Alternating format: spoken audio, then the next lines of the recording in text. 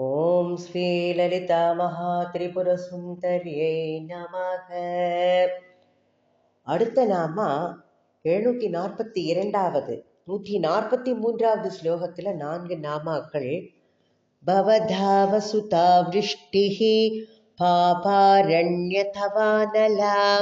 தௌர்பாக்ய தூலவாதூலா ஜராத்வாந்தர விப்ரபா. பவதாவ சுதாவிருஷ்டிஹி. நாம சொல்லும் போது பவதாவ சுதாவிருஷ்டிஹி அப்படின்னு சொல்றா நிறைய பேர். அது தவறு.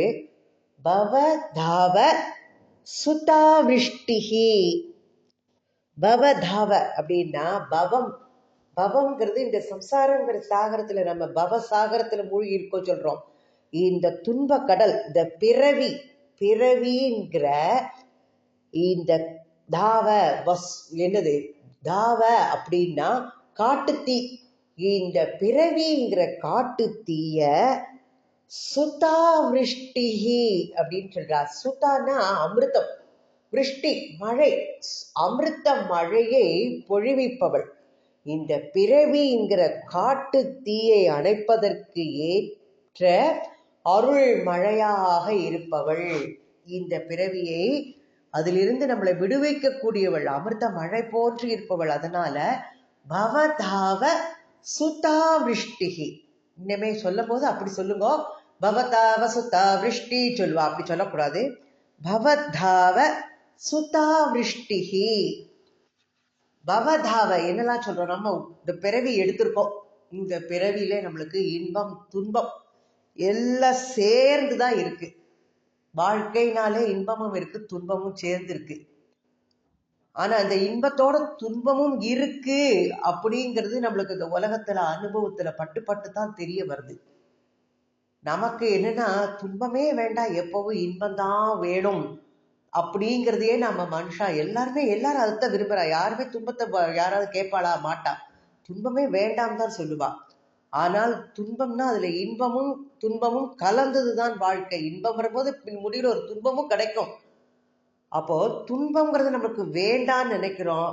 அப்போ பக்தி வாய்க்க பெற்றிருப்பவர்களுக்கு இந்த துன்பம்ங்கிறது வந்தாச்சுன்னா தன்னை அதுல இருந்து காப்பாத்துறதுக்கு அன்னை பராசக்தியிடம் என்ன பண்றா? பிரார்த்தனை பண்ணி அவள்கிட்ட சரணடைறா. அவள் என்ன பண்றா? நம்மளோட இதெல்லாம் காதுல கேட்டு, தாய் அவள், நம்மளோட கருணை மிகுந்தவள், நம்மளோட துன்பத்தை கேட்டு அவள் பரிவோடு இறங்கி என்ன பண்றாளாம்? அமிர்த மழையை பொழிந்து தன்னை சரணடைந்தவர்களை காப்பாற்றுகின்றாள் என்பதுதான் இந்த நாமாவோட கருத்து. அடுத்தது பாபாரண்ய தவானலா. பாபம், பாப ஆரண்ய. பாபம் அப்படிங்கிற ஆரண்யம்னா காடு.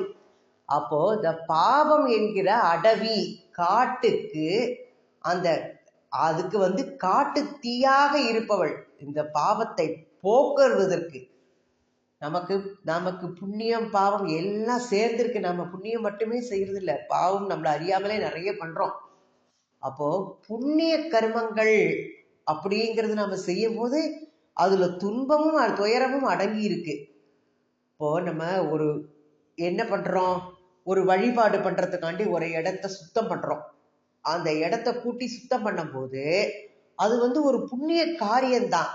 ஆனா அங்க சின்ன சின்ன ஜந்துக்கள்லாம் இருக்கும்.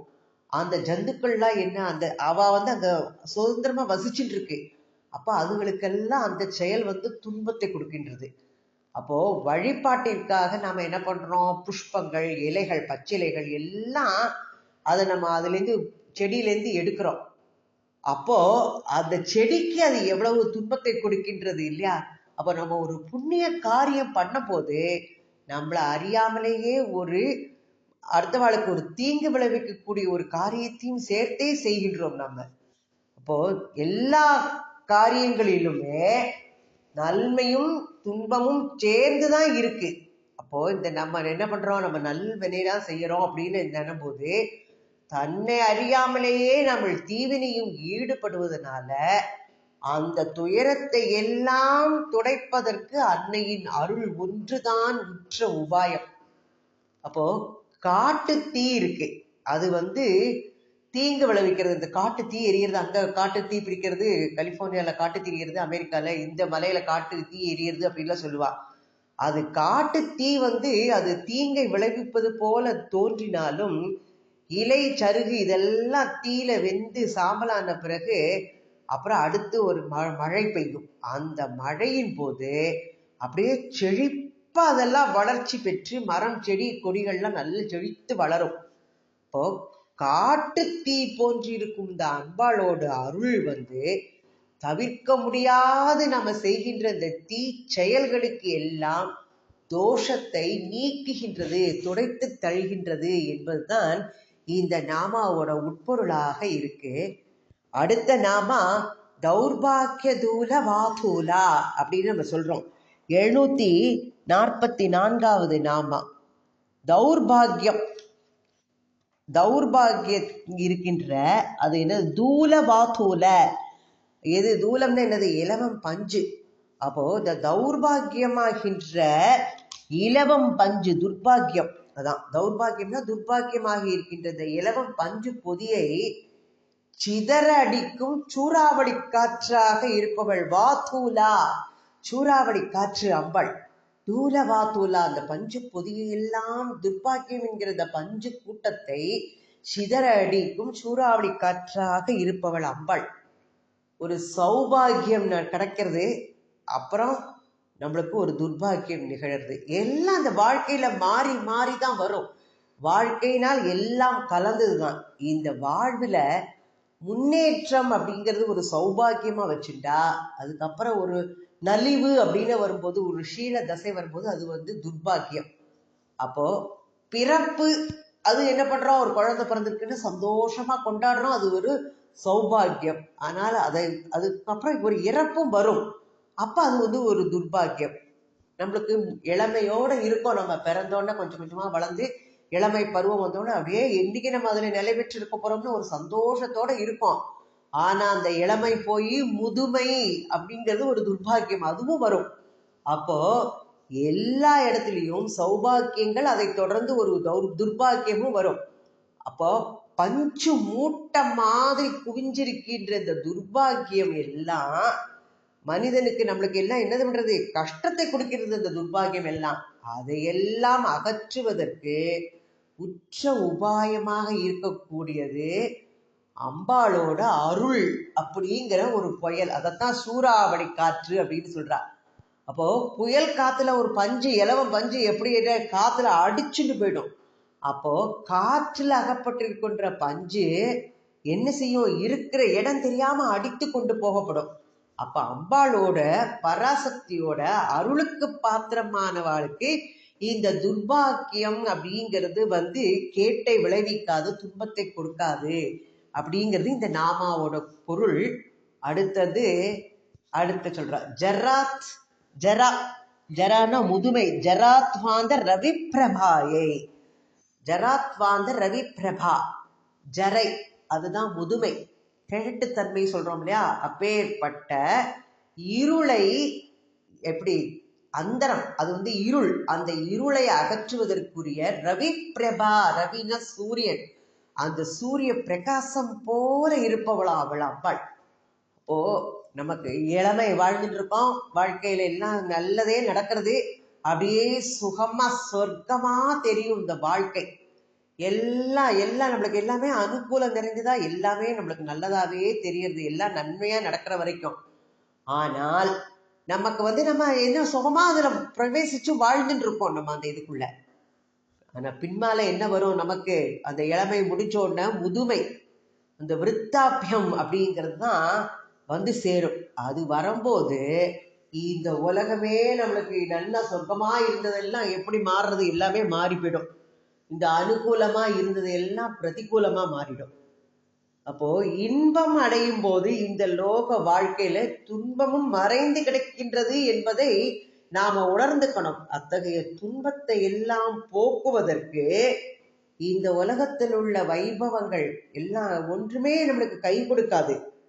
அப்போ முதுமை வந்தாச்சுன்னா நம்மளுக்கு துன்பம் நினைக்கும் போது இந்த இகலோக வாழ்வு அப்படிங்கிறது நம்மளுக்கு வெறுத்து போயிடும். வேண்டாம், இங்கே வேண்டாம், நமக்கு இவ்வளவு கஷ்டங்களை கொடுக்கறது இந்த வாழ்க்கையிலேருந்து நம்ம வீண்டா போறோம்ட்டு நினைக்கிறோம். இப்ப இந்த கார் இருள் அப்படின்னு சொல்லலாம். இந்த முதுமைங்கிற கார் இருளை அறவே அகற்றுவதற்கு உற்ற உபாயமாக இருப்பது ஒன்றுதான். அதுதான் அம்பாளோட அருள் என்கின்ற சூரிய பிரகாசம். அதனால எப்பொழுதும் அம்பாளை சரணடைந்து அவளுடைய அருளையே நாடி இருப்பவர்களுக்கு இந்த விஷய விபத்துக்கள் எல்லாம் ஒன்றுமே செய்யாத அதிலிருந்து அவன் விடுவிக்கப்படுவான். அம்பாளோட அனுகிரகத்தினால அதையெல்லாம் தாண்டி வந்து விடுவான் அவன்.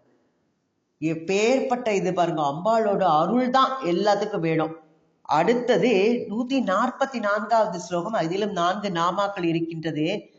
பாக்யாதி சந்திரிகா பக்த சித்த கேஹி கனா கனா ரோக பர்வத தம்போலிர் மிருத்யுதாரு குட்டாரிகா. பாக்யாதி சந்திரிகா, சூரியனை சொல்லியாச்சு. இப்ப அடுத்தது சந்திரனை சொல்லணும். சந்திரன் வேத கொடுக்கக்கூடியவன்.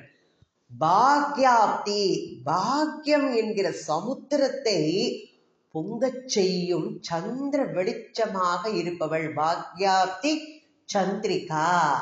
746வது நாமா.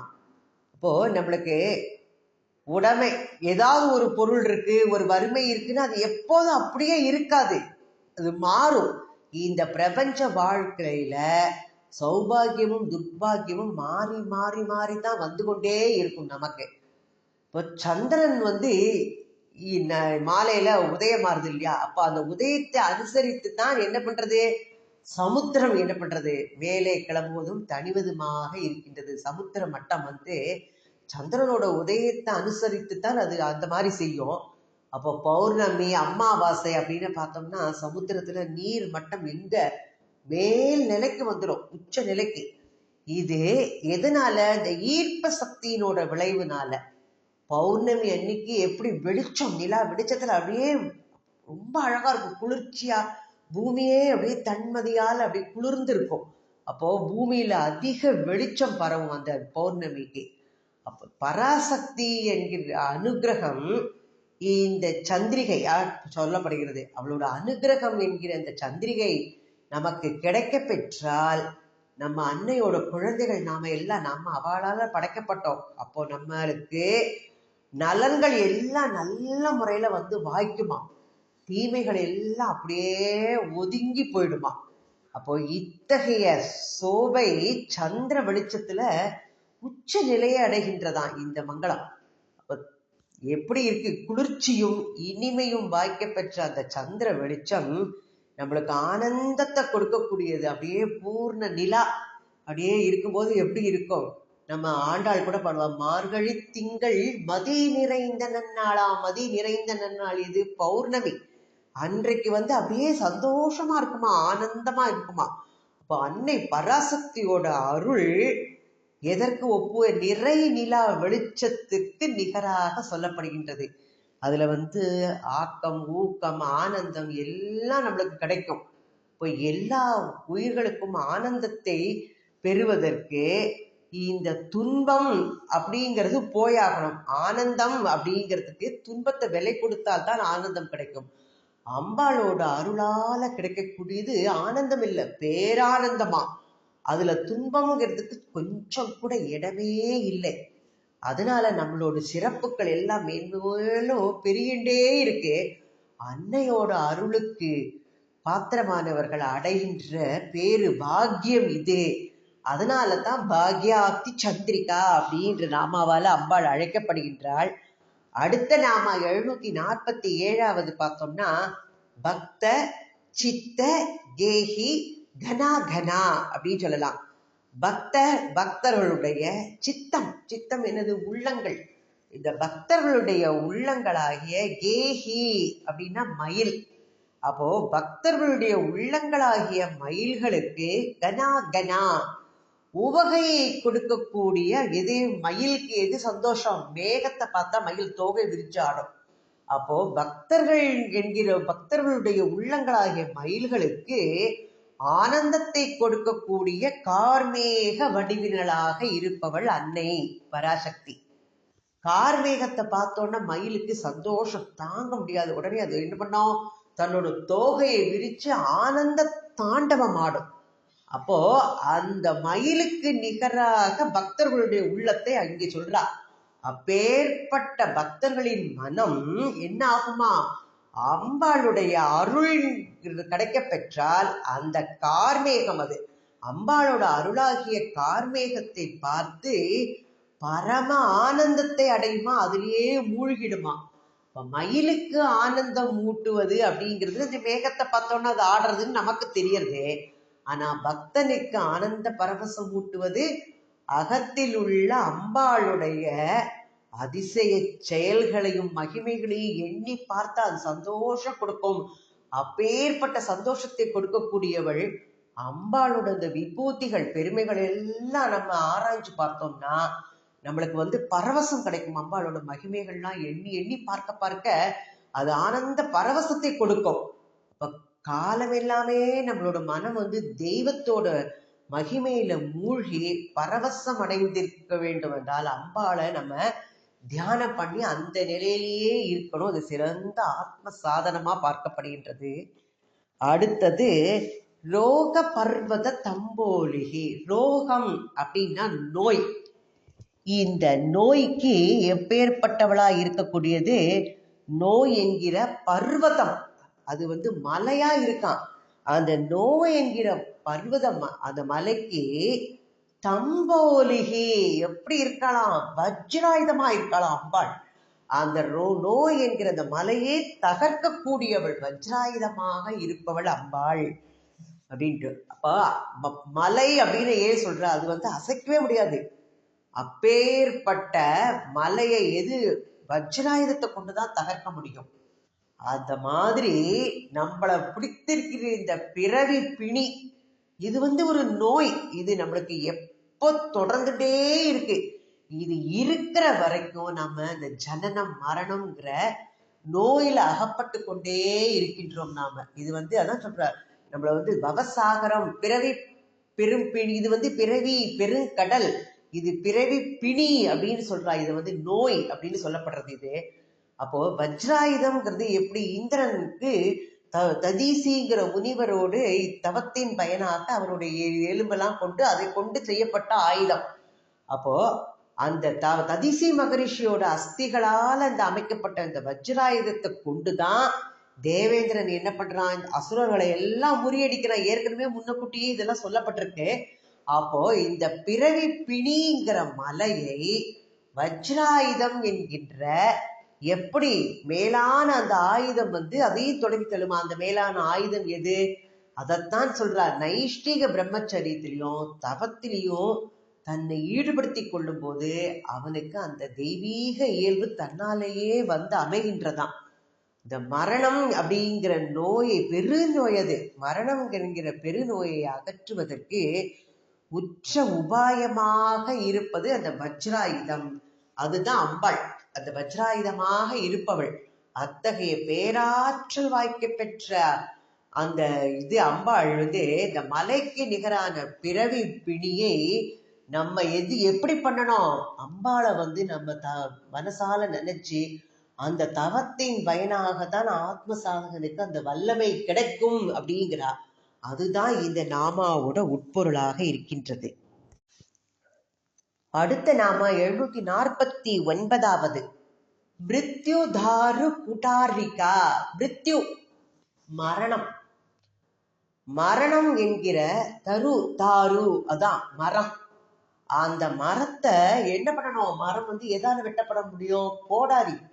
அப்பேற்பட்ட கோடாரி போன்றவள் அம்பாள். மரணம் என்கின்ற மரத்தை வெட்டுகின்ற கோடரி போன்றவள் அம்பாள்.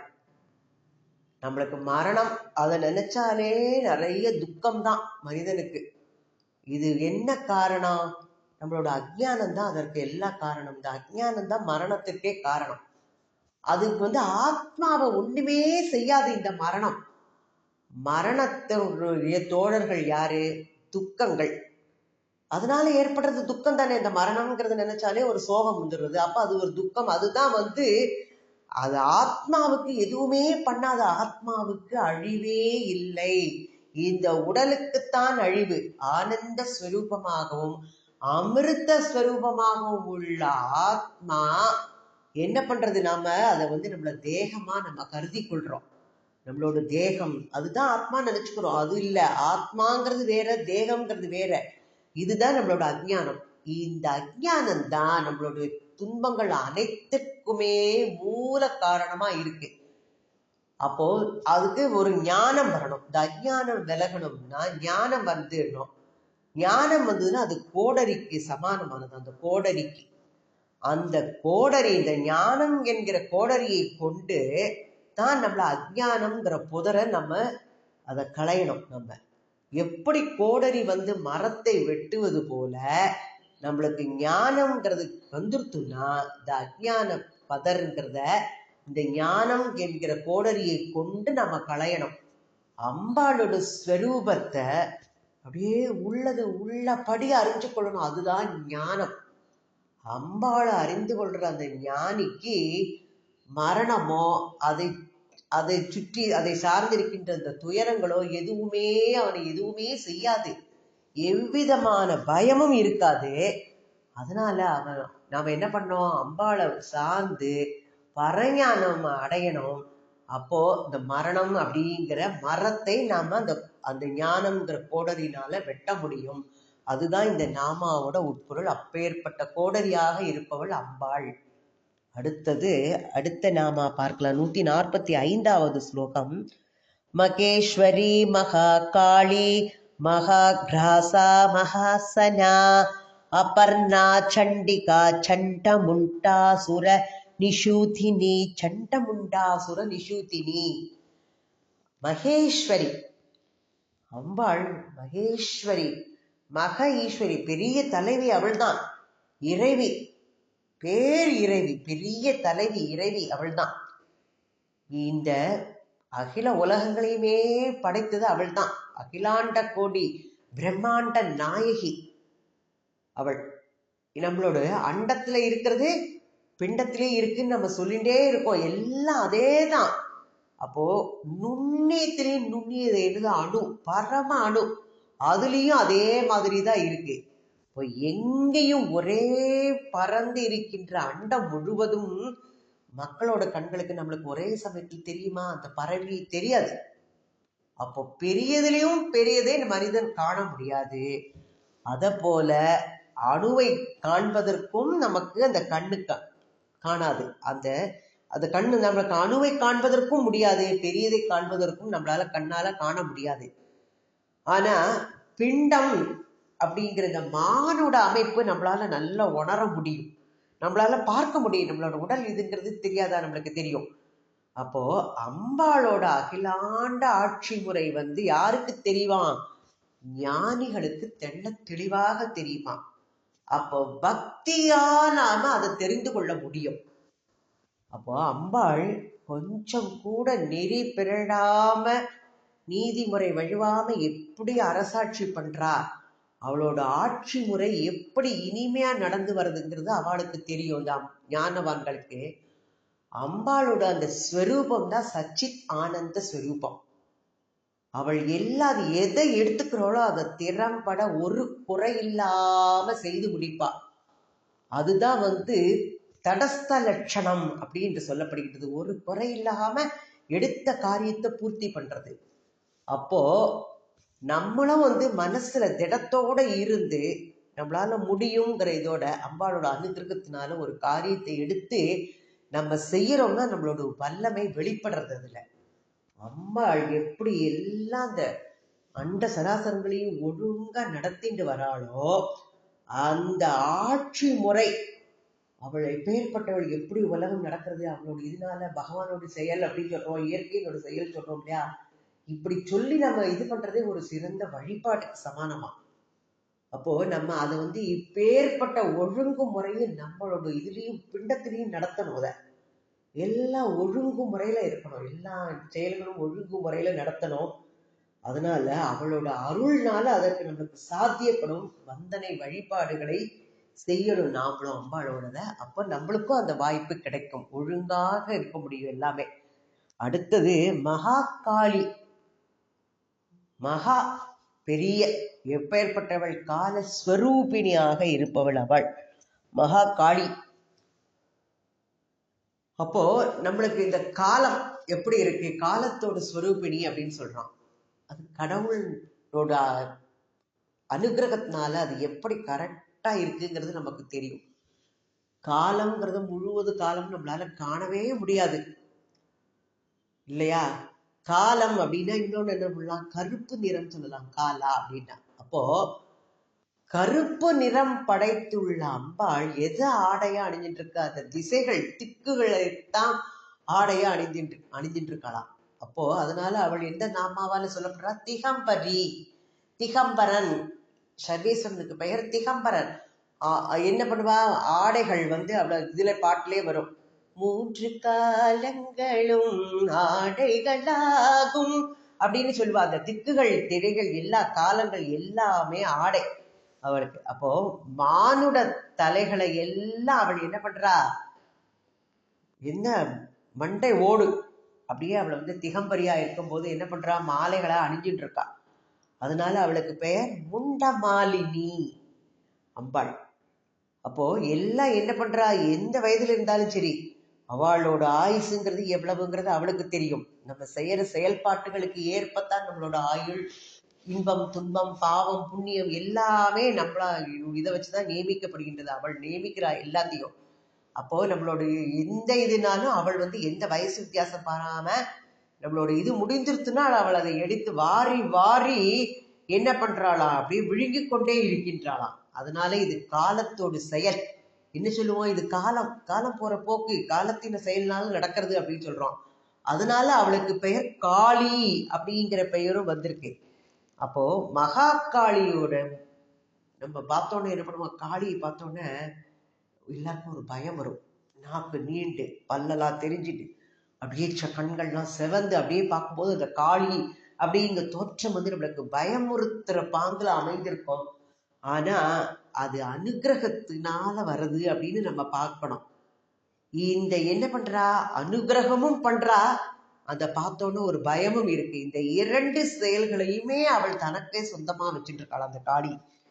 அப்போ ஒவ்வொரு ஜீவனுக்கும் இந்த காலம் அப்படிங்கிறது வரையறுத்து வைக்கப்பட்டிருக்கின்றது.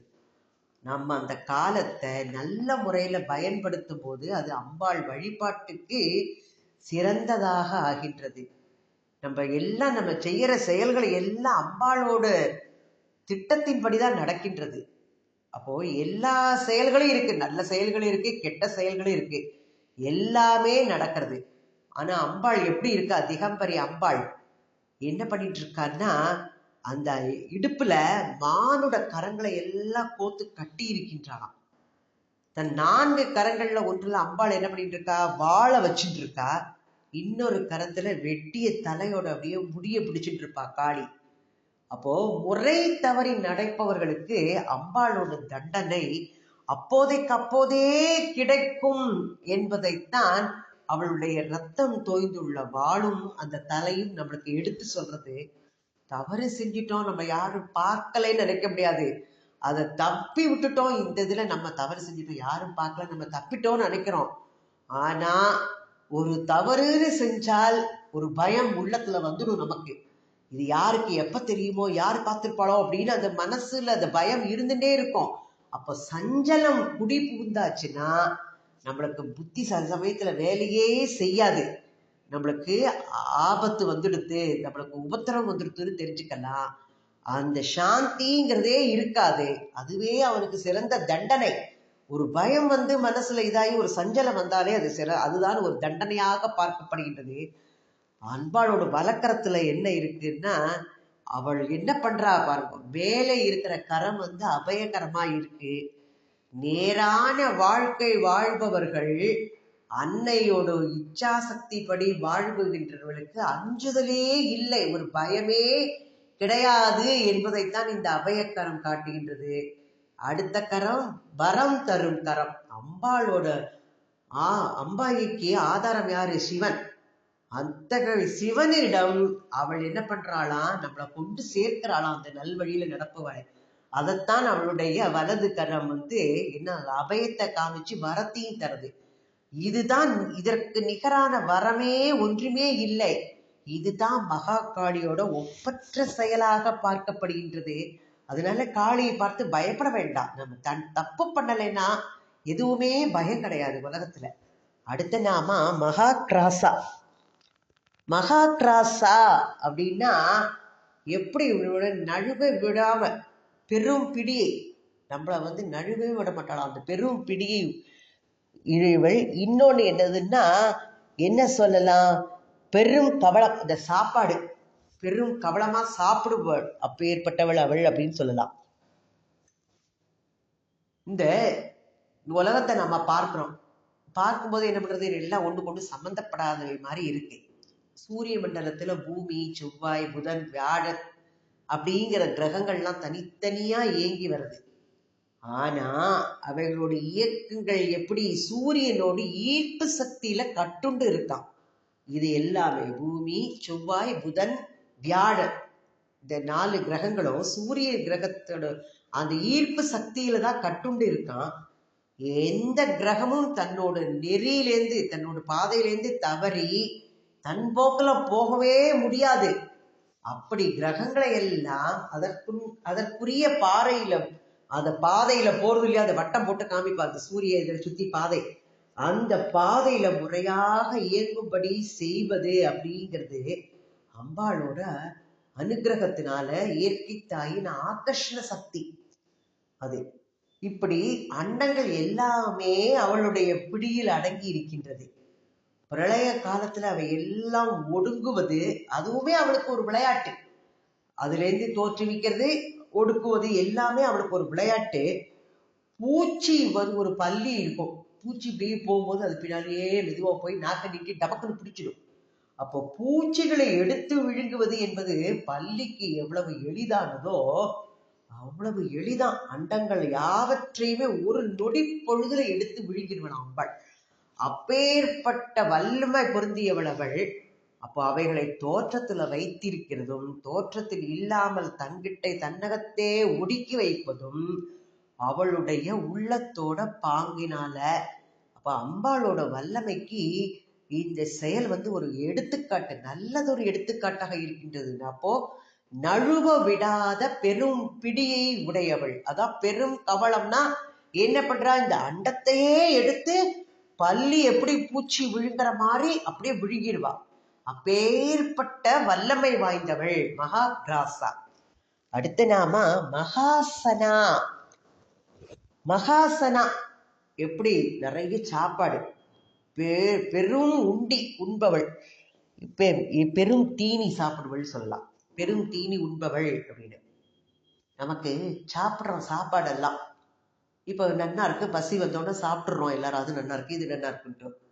இந்த சாப்பாடு உள்ள போய் உள்ள இருக்கிற இந்த ஜடர அக்னி அதுல போய் எரிக்கப்பட்டு தான் ஜீரணமாகும்.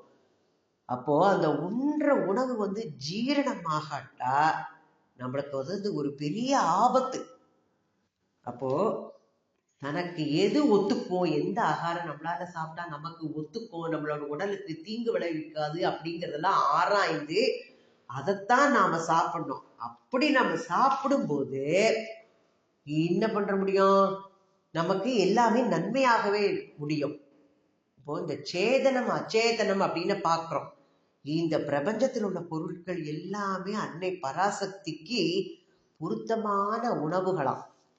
அம்பாளோட இந்த கண் அப்படி விழிக்கிறா இல்லையா, அதுல எல்லாம் அப்படி லேசா அப்படி கண்ணை இது பண்ணோடனே இந்த அண்டங்கள் எல்லாம் தோற்றத்துக்கு வந்துடும். அவ கண்ணை மூடினால் எல்லாம் ஒடுங்கி போயிடும் அவள்கிட்ட. அப்போ உணவு உண்பவன் என்ன பண்றான், அவன் உண்கின்ற உணவு அமைப்புல இது இருக்கு சேர்ந்து இருக்குங்கிறா. எப்படின்னா நம்மளுக்கு ஒரு நெற்பயிர் வளர்ந்து வருது, அதுல அரிசி எடுக்கிறோம். இந்த அரிசியை நம்ம சாப்பிட்றதுக்குள்ள தகுதி நமக்கு இருக்கு. அப்போ வேற எந்த விளை பொருள்கள்லையும் எதுவுமே உண்ண முடியாது, நம்மளால சமைச்சு சாப்பிட்றதுக்கு நம்மளுக்கு முடியாது. வைக்கோல்கள் என்ன பண்ணோம், அது கால்நடைக்கு உணவாகும், அதுக்கு அதுதான் உணவு. அப்ப அந்தந்த உடல் அமைப்புக்கு ஏற்ற உணவு அப்படிங்கிற கோட்பாடு இந்த நாமாவில இருக்கு.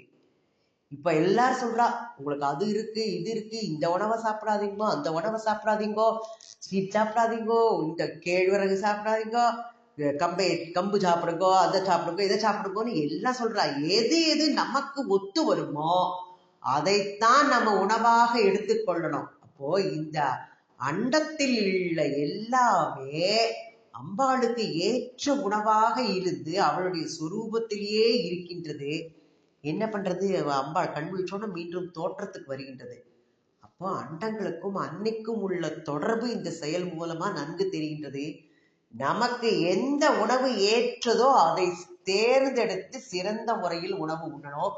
அதுதான் நமக்கு கேட்டை விளைவிக்காது. யாரும் எதுவும் சொல்ல வேண்டாம், நாமளே தெரியும் நமக்கே எந்த உணவு சாப்பிட வைக்கிறத சாப்பிட முடியுமா, முடியாது. இப்ப எதை நம்மளுக்கு சாப்பிட முடியுமோ அதை மட்டும்தான் சாப்பிடணும்.